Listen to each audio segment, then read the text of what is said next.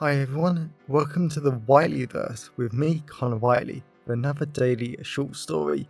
Now, before I start today's story, please remember to like, comment and subscribe to the channel so you don't miss any new content, and the engagement really helps the Whiteleyverse with the YouTube algorithm.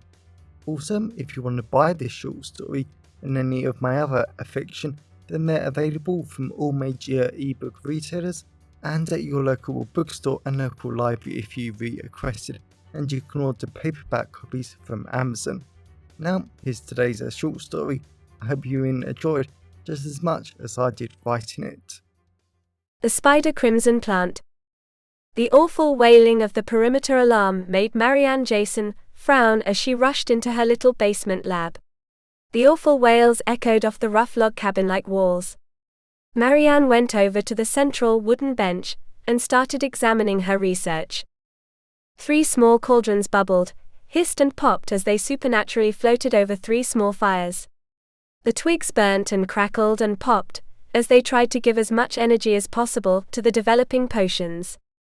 She just needed them to work now more than anything. The entire lab smelt of damp smoke and charred wood. They weren't ideal conditions for experiments in the slightest, but she was hiding, she was always on the run, and finally her cloaking spell had failed. He was here. The mastermind of all her pain, misery and murders was here, and she had to escape now. Yet she had to perfect her potion to escape his control forever. She forced herself not to laugh at the stupid thought. Escape. No one ever escaped in Hell's Place. The strange former council estate where people got murdered, disappeared, and other weird and twisted things happened to them every single day without a second thought. Hell's Place was alive, always hunting and hungry, and everything was a lie.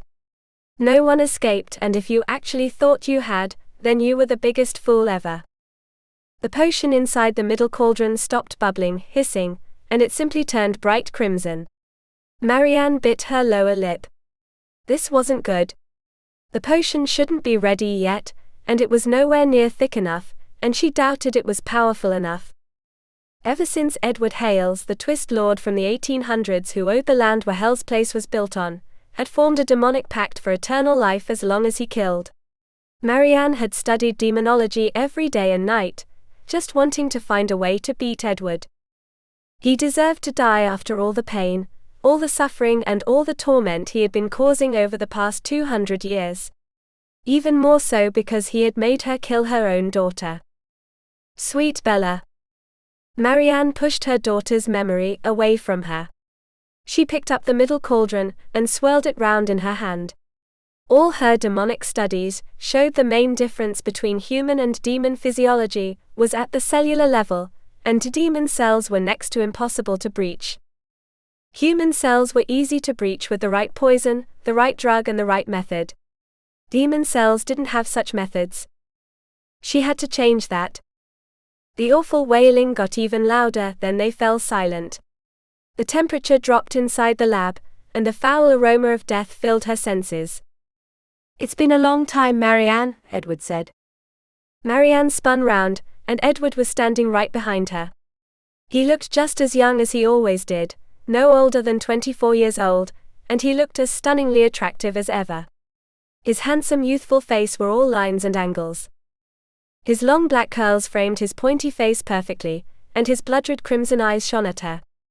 Edward even looked great in his Gothic-style 3-piece suit that highlighted his fit body perfectly. He looked so much better than her in her black dress, dirty trainers and pearl necklace that she had ripped off another corpse after devouring her sweet daughter. Edward looked at the 3 cauldrons. You are a fool if you think you can break away from my control. You belong to me. I control your thoughts, your actions and everything else. You are not leaving me. Marianne glared at him. She held the cauldron tight to her chest and she smiled. Other demons have done it, Edward, Marianne said. Have you not realized you are not as powerful as you believe? Edward took a step back. No. Impossible. You couldn't have helped those demons. Molly the Bone Grinder, Marianne said, grinning. She escaped your control. She started killing, harvesting bones and making herself too powerful. That was all me. Edward paced round. Impossible. I would have sensed it. But Molly was still a demon, Marianne said, dipping her hand into her cauldron. What about Reuben? Your sweet little demon toy. He broke free of you and started killing without your approval. What about the cherry tree demon? Stop, Edward shouted. The air crackled, vibrated and popped with magical energy. Marianne looked at the other two bubbling cauldrons. They were boiling black, the potion was lumpy and ruined. She had failed. Utterly and completely failed. She focused on the thick potion in her hand. She didn't feel anything. It was just hot, thick and gooey, like she was holding hot mashed potatoes instead of anything magical. She had failed. Yet again. Edward grabbed her throat. Marianne tensed. He lifted her off the floor. You think you're so clever. Why did you save those creatures but not yourself? It seems illogical to me. Because Edward, they were experiments and I wanted you to suffer. You control everything so tightly in Hell's Place, but the more chaos I create, the more freedom I have. Edward shook his head. Impossible. Why can't I sense your thoughts now? Marianne closed her eyes. She tried to sense him out, and his connection to her was faint. Normally Edward was like a massive pressure always in the back of her mind, feeding her ideas, his will and what he wanted her to achieve. Right now he was nothing more than a distant whisper, like he was in another universe, instead of right in front of her. Edward slapped her.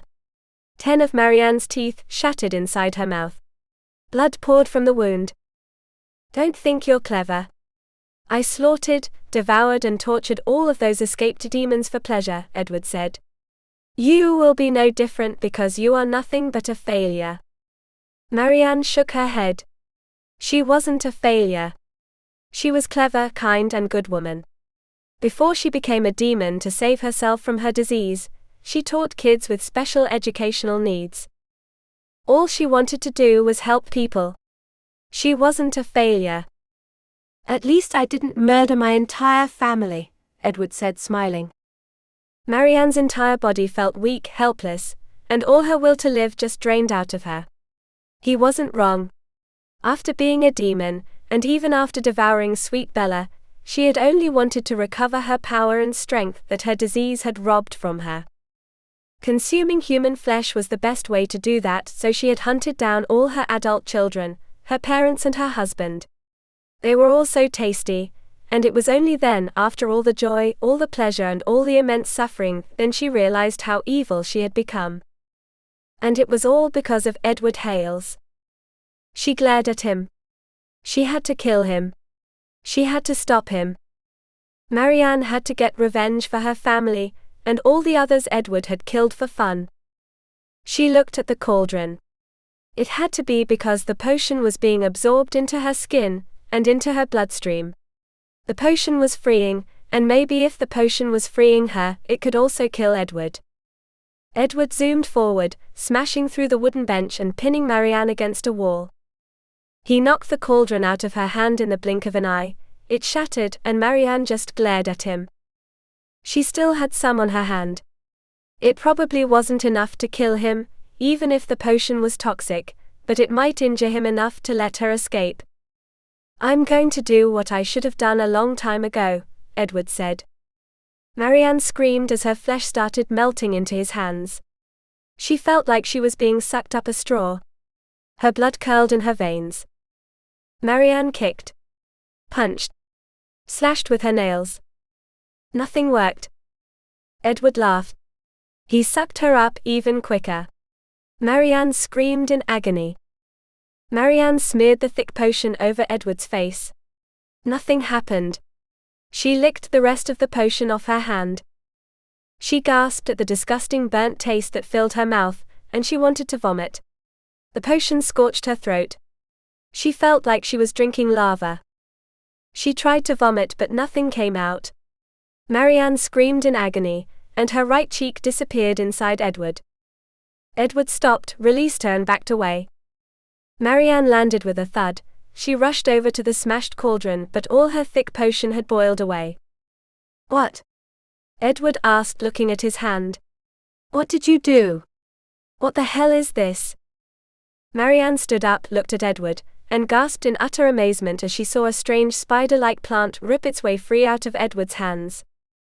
Edward screamed as his skin was ripped open, black blood poured from the wounds, and more crimson-red spider-like plants grew out of the wounds.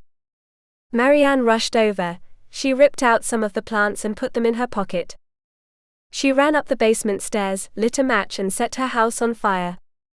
Edward screamed, cursed, and threatened to hunt her down and slaughter her, but Marianne didn't care. Whilst finding out what the spider-like plant was, why it was so harmful to Edward, and how she could use it to free Hell's Place forever was certainly tomorrow's problem, she was alive. And that was all that mattered. And she was free from Edward. He wasn't in the back of her mind anymore. She was free to think, act, and live her life however she wanted. She was going to take full advantage of that, because she was going to find a way to kill Edward once and for all. Welcome back everyone, it's me again, Connor Whiteley. So I really hope that you enjoyed today's story, because I flat out love writing, creating stories and sharing them with you. If you really enjoyed today's story, then please remember to like, comment and subscribe to the channel so you don't miss any new content, and the engagement really helps the Whiteleyverse with the YouTube algorithms. And if you want to buy this short story or any of my other fiction, then they're available from all major ebook retailers, and you can get them from your local library if you requested, and you can order the paperback copies from Amazon, your local bookstore or local library if you request it. Lastly, if you want to support the channel on a one-off basis, then you can now buy me a coffee at buymeacoffee.com/Connor Whiteley. Also, if you know anyone who would enjoy today's story, then please share it with them. I'm always really grateful when you wonderful people help spread the word about the channel. So, thanks for watching the Whiteleyverse, and I'll see you again soon. Have a great day, everyone.